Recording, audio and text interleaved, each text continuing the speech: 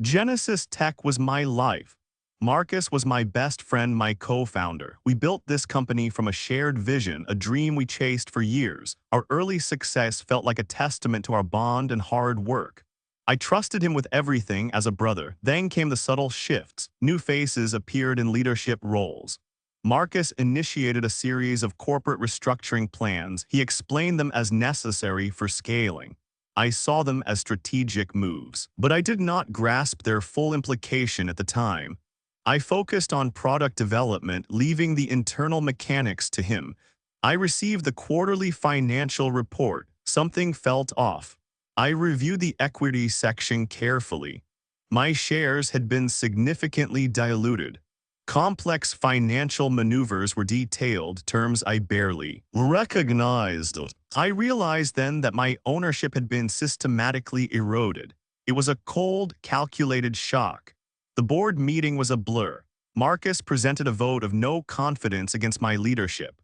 Investor representatives, previously supportive, nodded in agreement. Their faces were emotionless. I was blindsided. My own company, the one I poured my soul into, was slipping away in front of me. The vote passed. I was formally ousted from Genesis Tech. The news spread quickly through the industry. My professional reputation was shattered. I felt a profound sense of public disgrace. The financial devastation was immediate. My life's work gone in an instant. I went home, but it felt like a stranger's place. Disbelief washed over me. How could Marcus do this? The man I called my brother, the one who shared my earliest dreams. The betrayal was a physical ache. My mind replayed every conversation, searching for clues I had missed. Marcus quickly assumed full operational control. He presented a polished narrative to the public. He spoke of new leadership and strategic direction. Investors seemed to embrace his vision. He painted me as an outdated founder, no longer fit for the company's future. It was a masterclass in corporate deception. I tried to confront him. I walked into his new corner office, hoping for an explanation for some shred of our past. He met me with cold indifference. He spoke of legal proceedings if I caused further disruption. There was no remorse, only calculated resolve. It was like looking at a stranger. I sought external legal counsel. My lawyer confirmed the intricate nature of the takeover. It was legally sound, a web of perfectly executed corporate maneuvers. Immediate recourse would be challenging, he explained. My options seemed limited, the path forward unclear. The legal system felt like another wall against me. I stood amidst the ruins of my professional life. The initial despair began to fade, replaced by a cold determination. I would understand every detail of this injustice. I would respond strategically. This was not the end of my story. This was simply the beginning of a different chapter. Justice would be pursued. I spent days in quiet reflection. Marcus's words echoed in my mind. He had always been persuasive. Now I saw his charm as a tool. Little changes in his behavior made sense. His sudden interest in legal fine print, his private meetings with board members. I felt a cold dread settle deep inside me. The couriers arrived daily. Each envelope brought more legal documents. They formally severed my ties to Genesis Tech. My access codes were revoked. My company email was deactivated. They systematically erased my presence. It was a clean, brutal, professional separation. I felt the finality of it all. I spread out every document I had. Old investment agreements lay beside corporate bylaws. I read through every clause, every signature. My desk became a battleground of paper. I searched for any inconsistency. I looked for a single overlooked detail. My eyes scanned for a crack in their strategy. My phone vibrated with an unknown number. It was Clara, a junior executive Marcus had quietly dismissed. She spoke carefully, hinting at his methods. He moved quickly, she whispered, changed a lot of things, people just followed. Her words confirmed my growing suspicions. I remembered Marcus's dinners with key investors. He would always make them laugh. He spoke their language, making grand promises. I saw him as a gifted networker. Now, I understood his true intention. He was systematically winning their loyalty. He was isolating me one conversation at a time. I found the financial records. Several transactions stood out. They were small at first, then larger. Strategic investments disguised as routine operations. They shifted control piece by piece. These were not random acts. They were carefully placed stepping stones to his takeover. A chilling realization washed over me. This was not a sudden act of betrayal. It was a calculated campaign. Every move had been planned for months. Marcus had meticulously engineered my downfall. He had played a long game. The truth was stark and undeniable. I drew diagrams late into the night. Boxes and arrows filled my notepad. I mapped out the board members. I traced the investor relationships. I saw how Marcus exploited every vulnerability. He used the company's own structure against me. His strategy was both brilliant and ruthless. The weight of it pressed down on me. I had lost my company. More than that, I had lost my brother. The man I trusted had vanished. A stranger stood in his place. The emotional cost was immense, but it fueled a quiet resolve inside me.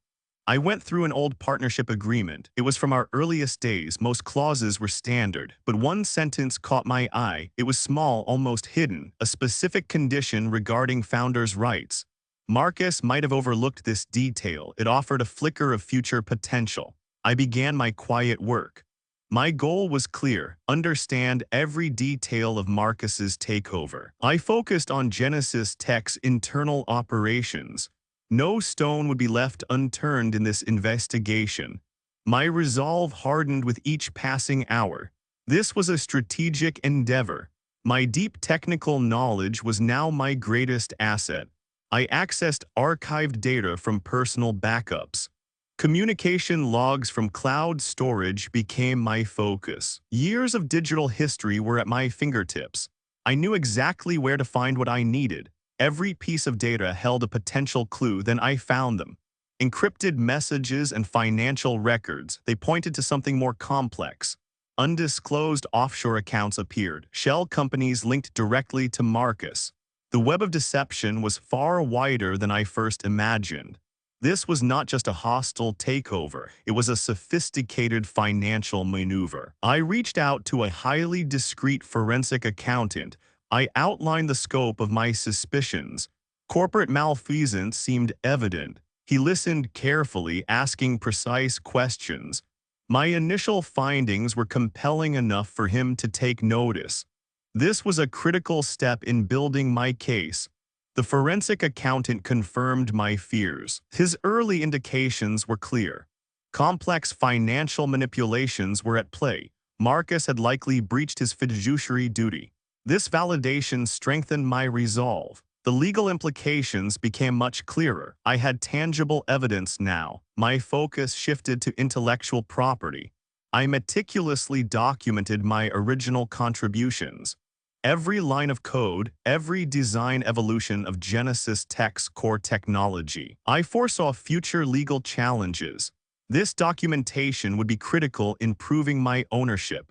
It was my professional birthright. I thought about former colleagues. Many had left Genesis Tech since Marcus took over.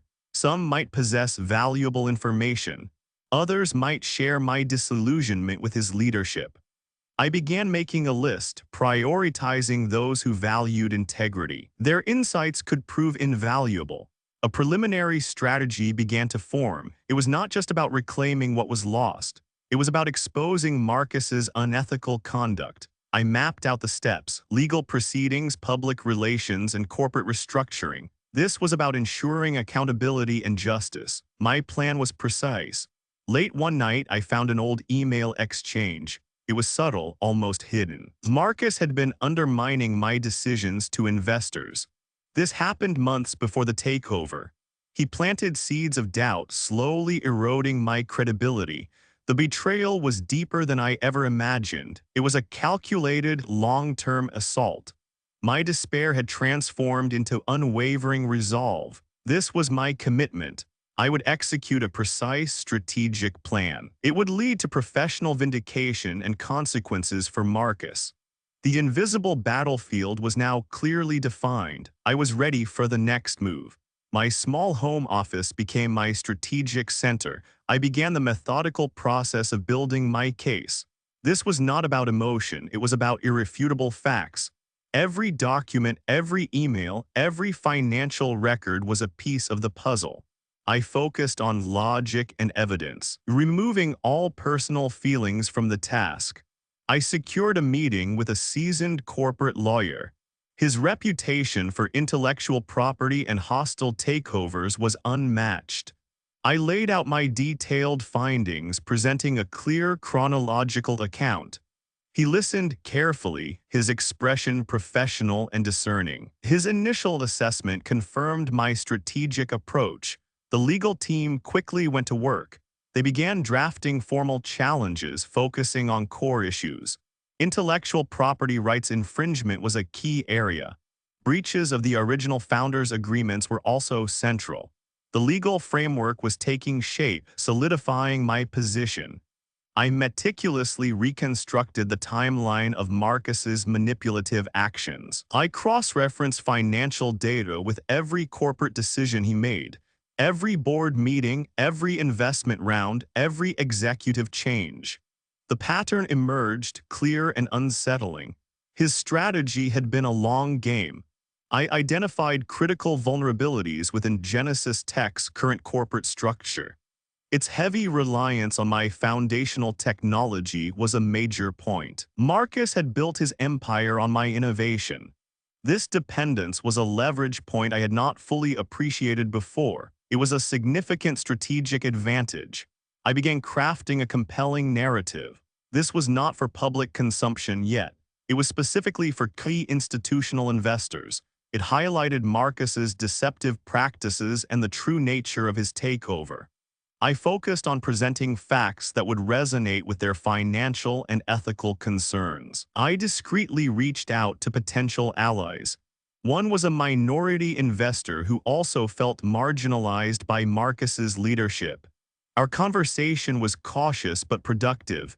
He expressed similar frustrations, confirming a shared perspective. This connection could prove invaluable in the coming phases. My focus turned to strategic communication. I needed to control the narrative when I made my move. My message had to resonate with integrity and undeniable truth. I prepared key talking points, ensuring clarity and impact. This was about professional vindication, not personal attacks. The legal team advised a multi-pronged approach. It included internal corporate challenges and potential regulatory inquiries. A strong public relations strategy would also be vital. This comprehensive plan covered all angles. It was designed to ensure accountability across the board.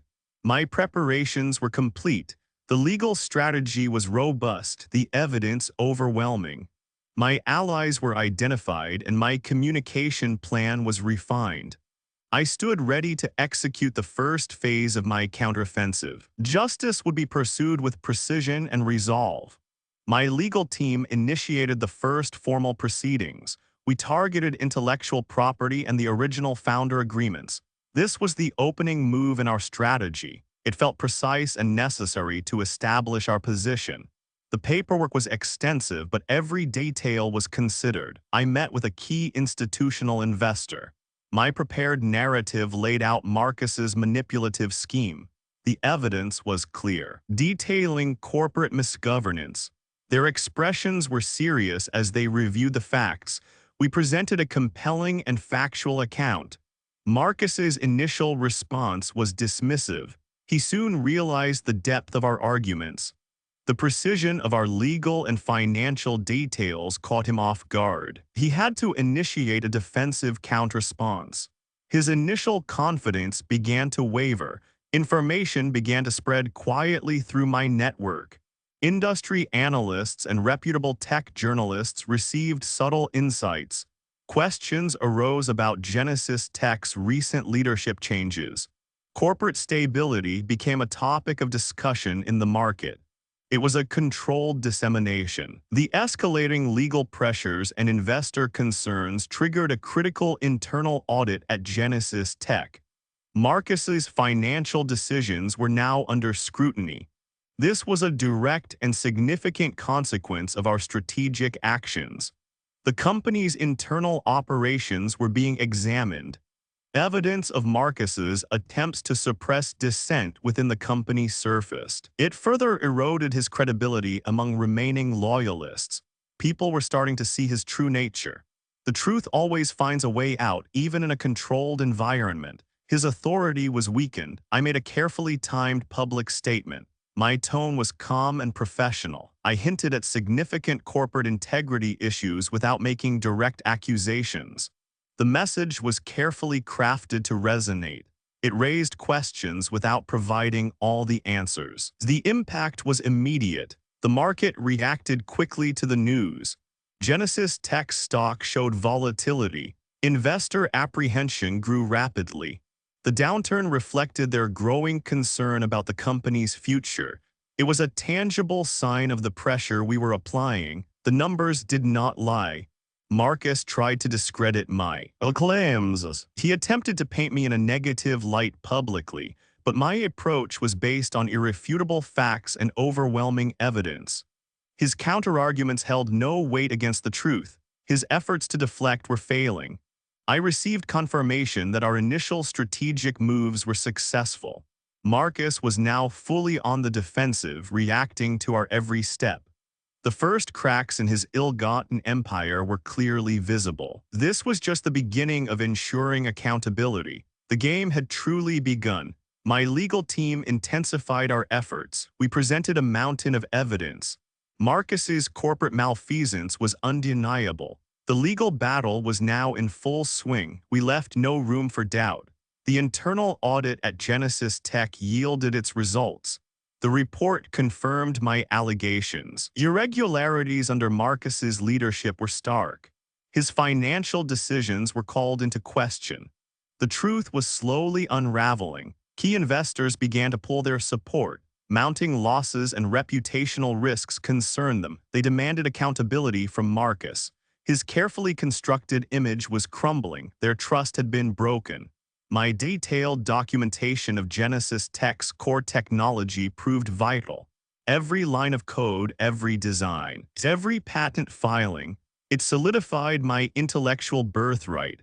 Marcus could not claim my work as his own. The evidence was irrefutable. A former senior executive reached out. He had been quietly dismissed by Marcus. He provided critical testimony and documents. They corroborated Marcus's manipulative schemes. This was a pivotal moment in our case. Marcus tried to launch smear campaigns against me. He attempted to discredit my character, but my public image remained steadfast. I focused only on facts and evidence. His tactics had no impact. Regulatory bodies took notice. Increasing public scrutiny caught their attention. Legal challenges against Genesis Tech grew. They began preliminary inquiries into the company. The pressure on Marcus intensified. The board of directors called an emergency meeting. The crisis at Genesis Tech was undeniable. They had to consider options for restructuring leadership. Marcus's position was clearly in jeopardy. The stakes were incredibly high. My strategic communications continued. We shaped public perception of the conflict. It was framed as a fight for corporate integrity. This was about justice, not just personal gain. The narrative was ours to control. Word came back from the board meeting. A dramatic decision had been made. It signaled the imminent downfall of Marcus's control. The dismantling of his ill-gotten empire was beginning. Justice was now within reach. The final legal judgment arrived. It was decisive, ruling in my favor on every count. My intellectual property rights were fully restored. The court also vindicated my claims of corporate sabotage. A quiet sense of justice settled over me. It felt like a heavy weight had finally lifted. Marcus was stripped of his leadership role. He lost all significant financial holdings in Genesis Tech. The professional consequences were severe and immediate. Further legal actions against him were still pending. His empire, built on deceit, had crumbled completely. Genesis Tech began a comprehensive corporate restructuring. The goal was to restore investor confidence. New ethical governance policies were quickly implemented. It was a necessary step towards healing the company. The changes were visible and impactful. The new board offered me a significant advisory role. They also proposed a substantial renewed equity stake. It was a clear acknowledgement of my foundational contributions. My intellectual birthright was now firmly secured. I considered the offer carefully, weighing my options. The public narrative shifted dramatically. Marcus was exposed as the ruthless opportunist he truly was. My strategic pursuit of justice was celebrated. The truth had finally come to light. The industry now understood the full story. I addressed the media with a carefully prepared statement. My focus was on corporate integrity and ethical leadership. I spoke about the importance of accountability, not personal revenge. It was crucial to convey a message of moving forward. My words were calm and resolute. I reflected on the profound personal cost of the betrayal. It had been a long and arduous journey, but I also recognized the strength I had gained. Reclaiming my professional identity felt like a rebirth. The struggle had forged a new resolve within me. I began making plans to mentor new entrepreneurs. I wanted to advocate for transparency and ethical practices. My experience could become a positive force for change. It was a way to prevent others from facing similar betrayals. I felt a renewed purpose. One final symbolic act brought me a sense of peace. I stood overlooking the revitalized Genesis Tech campus. It was now steered by new ethical leadership. My original vision for the company was partially restored. It was a powerful sight to behold. I was professionally vindicated and personally at peace. The path ahead was clear. I looked toward new ventures, built on principles of trust and innovation. Ultimate justice had been secured. My story with Genesis Tech was complete and a new chapter awaited.